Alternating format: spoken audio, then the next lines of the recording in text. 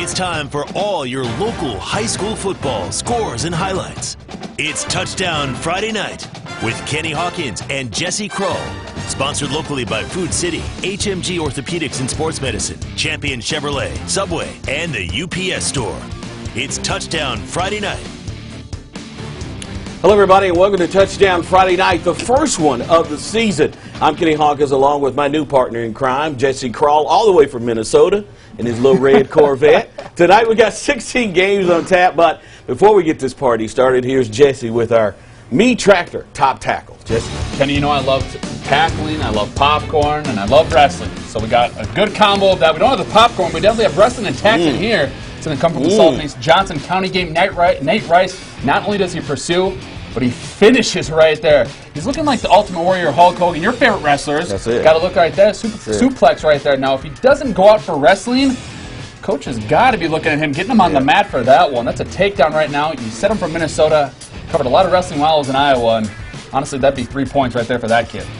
All right, thanks a lot, Jesse. We will start right here in town where the Science Hill Hilltoppers went into battle without their head coach, Stacy Carter, who had to sit out this game because he was ejected from last year's playoff game with Maryville. Toppers had dominated this series since 2009 until the Cyclones put an end to all that noise last season. Would they get revenge tonight? Elizabethton led at the half 14-10. Hilltopper defensive coordinator Ralph Nelson, the former Ball, took the helm for the Toppers. In the third, Toppers driving.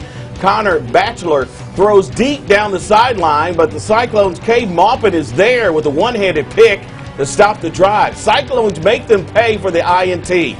Bryson Rollins threads the needle to Jake Roberts as he snakes into the end zone for the score. That made it 21-10 Cyclones.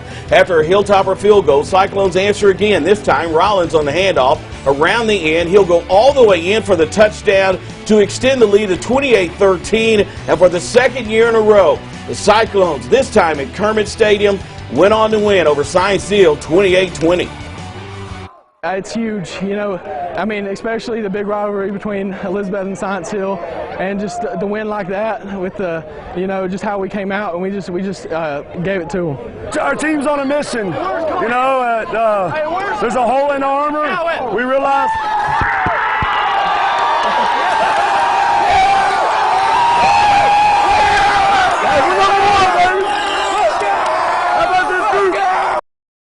That probably felt pretty good tonight. Big win for Elizabethton. They knock off Science Hill for the second year in a row by the final of 28-20. It was Farragut barely getting past Bradley Central 37-30. In Death Valley tonight, Sullivan South was playing host to Daniel Boone. Rebels came out fired up in this one. South paying their respects to longtime public address announcer Larry Harris, a good friend of mine, with decals on their helmets tonight. Blazers would strike first when Brennan Blair takes the jet sweep, and he will not be denied. Getting in from 10 yards out, 7-0 Boone. South tries to answer with scatback Julian Reed, who breaks some tackles, gets up the sideline, then look out. The bench, the water cooler, both could get taken out, but our videographer managed to stay out of the way.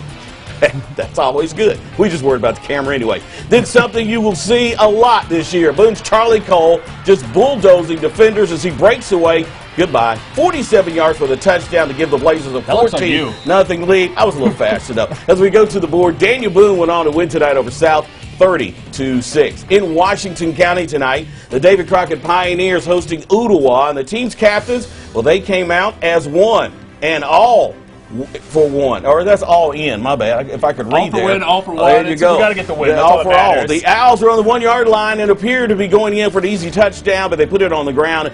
Gabe Hendrick recovers, but a few plays later, 5A, Mr. Football finalist Cade Larkins throws the interception to Preston Pruitt, who sprints towards the goal line, but he's knocked out of the pylon. No problem for running back Jakeem Greenhill, who gets into the end zone. Owls led at 7-0. Second quarter, back come the Pioneers.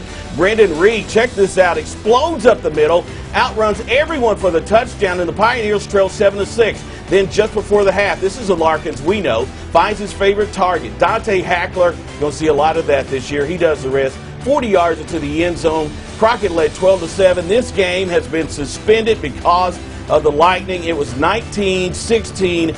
David Crockett. No date has been announced when they will finish that game. Jefferson County beating Sevier County by the final of 53-16. Jesse? Thanks, Kenny. Now, missing the playoffs and losing 8 straight games last season was not a typical Dobbins-Bennett season. So their goal this season is to flip the script, but it will have to start against Tennessee High, who returned a majority of their team last year. Now, Joey Christian, looking to get his second season at the helm, started off on the right foot. The Indians were leading 14-7 late in the second quarter when Jaden Alderson would boot a 37-yard field goal through the uprights to give DB a 17-7 lead. And to be honest, there was no win there. So that kid, he has a leg on him. Now, it didn't take long for the Vikings to answer. Second play from scrimmage, senior Cole McBrayer drops back, and it's a wide open Jake Keller, and all the way down the sideline. Cheerleaders are going nuts. Oh, high stepping. Yeah. Deion Sanders style right there. You like that? I see a smile on your face right now. I'm seeing that. That's right. No, it's all DB from that point, though. It didn't matter if it was prime time or what. Jet Harris, that's a great football name right there. Takes it right up the middle, 24-13. Now they would ice it when Philip Armitage scores from 3 yards out to make it 31-13, and Dobbins-Bennett, well, they're going to take the season opener 33-13.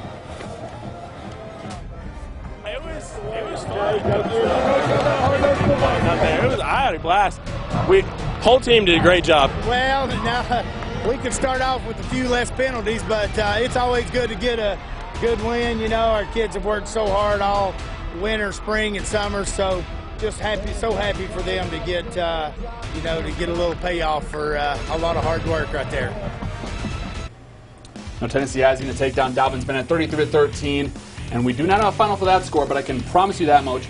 Campbell and Coke was a great game. Cock County. I got to learn. County. I got to learn. Not a soft drink. They're not a soft drink. I got to learn. I got to learn. We're going to make our way east. Sullivan North and Sullivan Central taking part in a crosstown showdown, picking this game up in the first quarter, and the Cougars knocking on the door. Will Nottingham scampers with his feet, diving for the pylon. Kenny, you got to love his effort. Like I said, looks like you back in the day. Yeah, back in the day, way back. Now we saw what Nottingham can do with this feet, but we'll show off the arm as well, swinging it out to Bryson Crabtree, and this kid's got a set of wheels on him, scampering up the sideline, taking it to the house for the first score of the game. Actually, for the second score of the game, putting the Cougars up 14-0, and the Raiders would respond and finally get on the board. Austin Harsock plows his way through the heap of bodies, get on the board. But the first half belonged to Central. We saw the Nottingham-Crabtree connection, and if some is good, what do I always say? More is better. Look at him scampering away from the defense. He's going to take it all the way across the field for another score, and no one's going to catch the senior. Now, the Cougars led 28-8 at the half, but the Raiders battle back, and they're going to make it a game and eventually take it 36-28. Well, that was a great game there, but we've got 5 games down to go, and we still got 10 more, including Unicoi County and South Green and Sullivan East versus Johnson County. But first, here's the Dobbins-Bennett Band to help us take us to break.